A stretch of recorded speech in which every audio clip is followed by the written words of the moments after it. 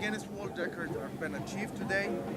And then today, Ras Al Khaimah, Marjan, and firework by Grucci achieved 11,284 chain.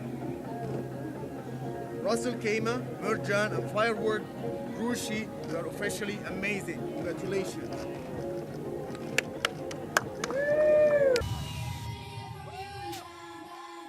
Two Guinness World Record in one night at the beginning of 2019.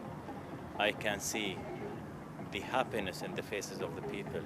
People were amazed with the wonderful show that we had today in Ras Al Khaimah. The reaction of the people, you can hear the people in the crowd roaring when the fireworks show was going on, and seeing the longest chain, the longest straight line of fireworks. The reaction is the reward that we all have, seeing people really enjoying themselves. And Happy New Year to everyone.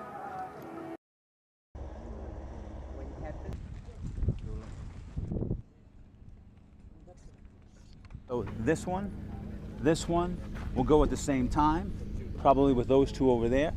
In some cases they're the same, so it's a big fan.